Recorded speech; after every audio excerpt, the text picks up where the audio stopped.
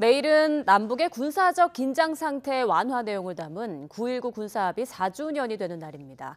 그동안 우리는 정권이 바뀌었고 북한은 핵 보유국으로서의 지위를 공고히 하며 사용 문턱을 낮추는 조치까지 하고 있는데요. 지난 2018년과는 상황이 많이 달라진 모습입니다. 한현희 기자가 짚어봤습니다. 지난 2018년 평양에서 열린 정상회담에서 남북은 한반도 비핵화를 추진하기로 의견을 모았습니다. 조선 반도를 핵무기도 핵 위협도 없는 평화의 땅으로 만들기 위해 적극 노력해 나가기로 확약하였습니다.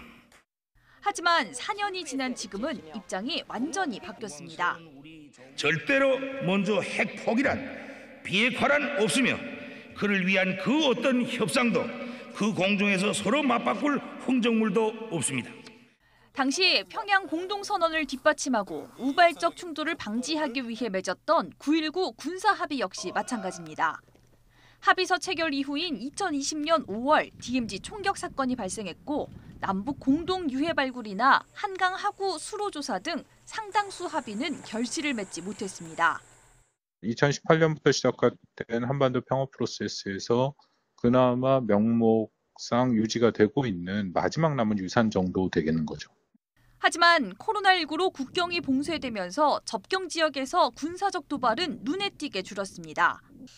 특히 경제난이 가중되며 자력갱생을 외치는 북한이 군사합의를 파기하며 갈등 관계를 만들기가 쉽지 않을 거란 전망도 나옵니다. 한국과 우발적 충돌이 발생했을 경우에 거기에 계속적으로 더 경계를 늘려야 되고 무기를 증강하는 쪽으로 가야 되지만 이날 충돌을 방지하는 순간에 상당 부분 그런 부분에 있어서는 경제적인 압박을 덜 받게 되는군요. 다만 최근 김정은 위원장이 직접 나서 핵무력을 강조하고 대적 정신을 고취하는 만큼 한미연합연습이나 한국의 전력 증강, 미 핵항모 입항 등 전략자산 전개를 빌미 삼아 북한이 합의를 파기하고 공세적 전략을 취할 가능성도 열려 있다는 평가입니다. YTN 한현입니다.